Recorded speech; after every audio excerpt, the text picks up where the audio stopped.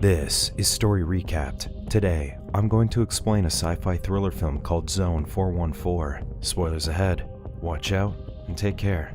Private investigator David Carmichael enters the cell of a woman named Jaden and proceeds to take out a firearm from its case. As he loads the gun, Jaden appeals to his conscience by telling him that he's perpetuating an injustice inflicted by people who incarcerated her. David ignores the woman's pleas and shoots her in the head. Then, David strips off the skin from her head and pulls out a chip. Afterward, a female voice instructs David to leave the cell and wait for someone to finish his evaluation. Moments later, Joseph Veit arrives and offers David coffee. Joseph commends David for accomplishing his task at a record time without hesitation. Previous candidates never took the shot because Jaden was designed to elicit empathy. David asserts that he can assess what is alive and what is not. However, Joseph points out that Veit Corporation has already informed him that Jaden is a machine. David would have become a murderer if they had lied. Joseph learns that David was a former detective with military experience. When Joseph asks why David retired, he recounts that his partner was fatally wounded while arresting a suspect because David didn't follow protocol. Despite the dreadful result of his mistake, his superiors allowed him to retire instead of charging him with a crime.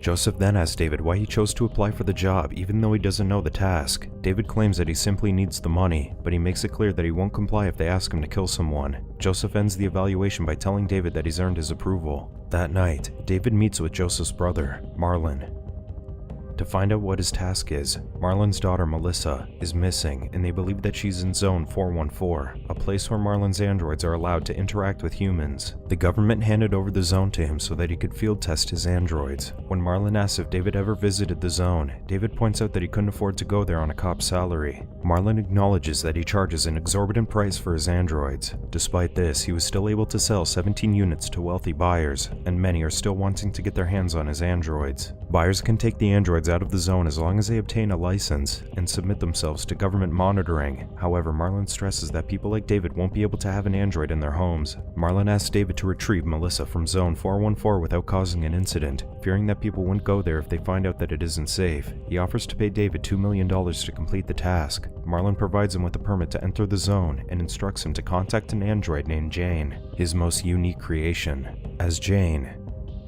walks to her apartment in the zone, she receives a threatening call from an unknown man. The man tells Jane in a menacing voice that he intends to hurt her and kill her to see what she's made of. Elsewhere in the zone, Royale assists a potential buyer named Hawthorne in selecting an android. Hawthorne asks Jaden to tell him that she loves him.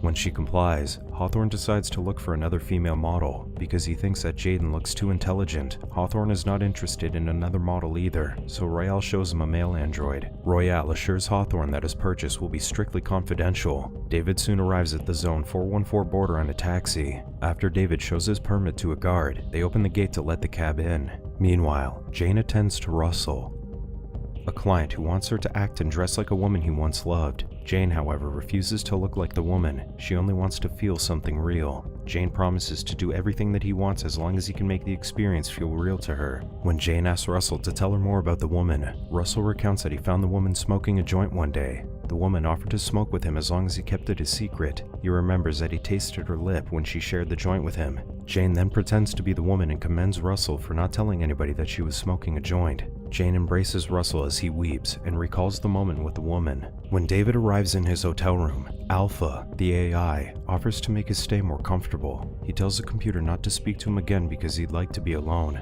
Before complying with the request, Alpha informs David that his special request is in the next room. David then goes to the next room to play a record on a phonograph. Later, Jane reports for a maintenance session to talk about her experience with her clients. Jane seems pleased when she talks about Russell, but her smile disappears when she learns that Russell doesn't want to be paired with her again. Russell doesn't want to ruin the memory of their encounter because he was completely satisfied with it. Jane then notes that she wants to put a shotgun in her mouth and pull the trigger. The counselor then points out that she was programmed to feel despair because men are attracted to vulnerable women. The counselor assures Jane that she will do well because Russell will recommend her to his friends. Afterward, Jane reveals that a man has been sending her threatening voice messages. Jane fears that someone wants to kill her, but the counselor surmises that a client could be paying for an experience to frighten her. She assures Jane that the zone will not allow clients to kill their androids. The counselor then informs Jane that David will be stopping by her apartment later. When Jane returns to her apartment, she grabs a knife and cuts her wrist vertically. Tears flow from her eyes as she inspects the laceration, exposing her components.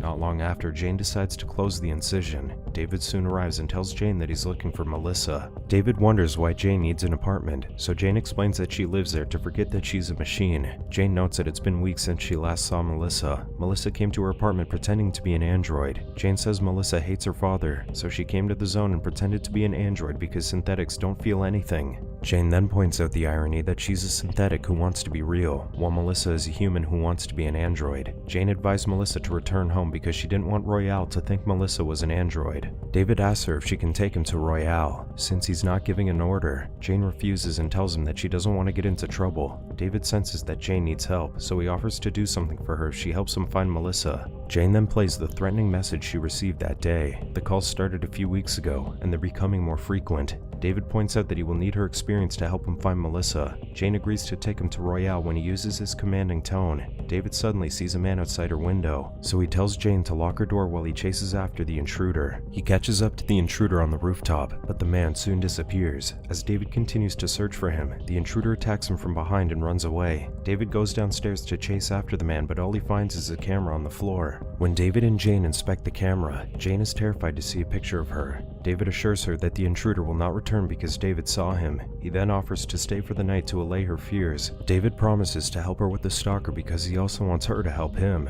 The following day, Jane takes David to see Royale. However, Royale won't talk while Jane is present, so David tells Jane to leave the room. Royale warns him that Jane can't be trusted because she asks questions she's not supposed to ask, and she doesn't turn herself off at the proper time. Royale then gives David an address where Melissa was last seen. When David asks Royale about Jane's stalker, she tells him that it's her job to keep people from finding out what the clients do in the zone. After David leaves her office, Royale calls a man to inform him that someone will come looking for Melissa. She then instructs the man to tell David where she is. When David and Jane reach the address, a man introducing himself as George informs him that his male android, Hamilton, found Melissa in front of the building one day, but she was only there for a few hours. George, who appears to be abusing his other female android, tells David that he will share everything he knows about Melissa's location if he can spend 2 hours with Jane. His suggestion terrifies Jane, so she breaks a glass and puts it against George's throat, threatening him if he refuses to tell them Melissa's location.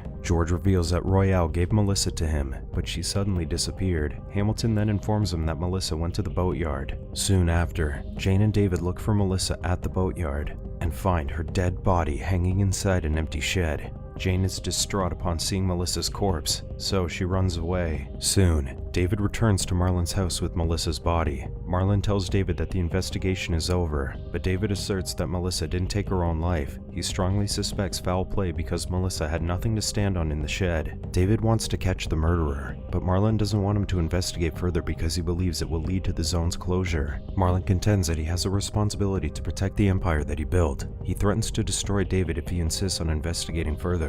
Back in Zone 414, Jane begs Royale to remove her feelings. However, Royale points out that they're not responsible for killing Melissa. She advises Jane to stop thinking about her so she will no longer feel bad about her. Later, Jane stops by David's hotel room and tells him that she feels responsible for Melissa's death because she introduced her to Royale and she didn't disclose that she was human. She begs David not to tell Marlon because she fears that he will retaliate against anyone involved. David tells her not to worry because he already told Marlon and he just wants his business to continue as if nothing happened. David thinks that Jane might be protecting Royale, so he castigates her and points out that Melissa died because she trusted Jane. Jane claims that she's just a prisoner in the zone, but David argues that she's part of a system that keeps people from facing their lives. Jane then brings up his professional record to point out that he's not as virtuous as he portrays himself to be. She mentions that David left the police force after he was held responsible for the death of his partner. Jane also notes that his wife, Catherine, took her own life. Jane surmises that David blames himself for Catherine's death. Although Catherine had been diagnosed as a schizophrenic, she wasn't receiving treatment at the time of her death. David asks Jane to leave, but the android continues to taunt him. She offers to look like his wife to help him remove his guilt. In his exasperation, David grabs Jane by the neck and shoves her against the wall. Jane deduces that being strong enough to resist her is also part of David's fantasy. David then confesses that part of his dream is to protect people, but he has since woken up, so he intends to leave the following day.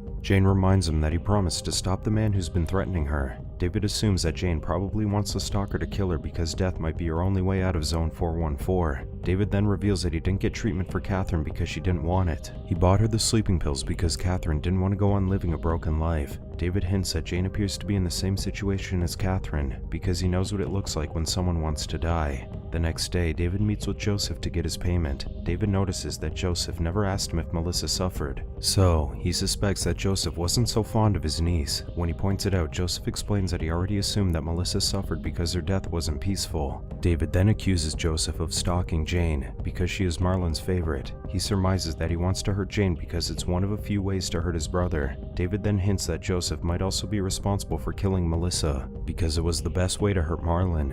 He deduces that Joseph wants to hurt Marlon because he didn't give Joseph an important role in the company. Joseph takes David to a room where he stores a disfigured android. He reveals that he built it from parts of the other androids that he killed. Joseph notes that Marlon likes to think that the androids died in accidents because he refuses to believe that someone is killing them. He then sniffs a lock of Melissa's hair and reveals that she found Joseph while he was in the act of hurting an android. Joseph killed her to prevent her from telling Marlon. He notes that Marlon would never forgive him for hurting an android because he considers it a cardinal sin. When David points out that Marlon won't forgive him for killing Melissa, Joseph asserts that Marlon would never find out. Joseph discloses that he hired David because he feared that the police would raid Zone 414 if he pretended to be the one who found Melissa. David's investigation prevented a raid, and it also led Marlon to suspect Royale of the murder. David contends that Joseph should be in prison, but Joseph points out that he's no longer a cop and he has no evidence against him. Joseph reveals that he'll keep stalking Jane because he wants to see her afraid like a real human. That night, Joseph shows up in Jane's apartment to threaten her. When Jane grabs a knife, Joseph uses a remote control to keep her still. Joseph then approaches her and takes away the knife. Meanwhile, David returns to Zone 414 even though the investigation is concluded.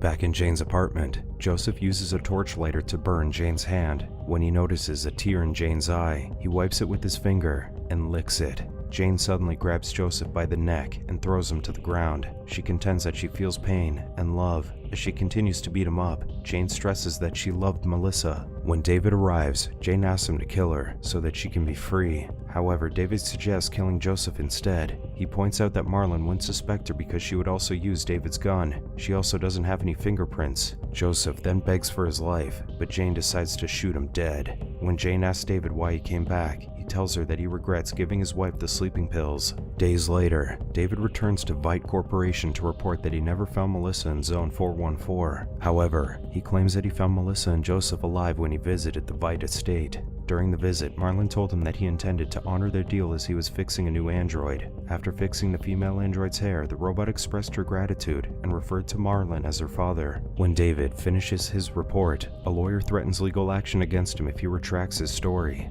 Later, David returns to the zone's border and waits for the gate to open. Soon, Jane comes out of the gate to start a new life as a free woman. Subscribe to watch more videos like this. Turn on notifications. And leave a like, it really helps the channel out. Thank you for watching.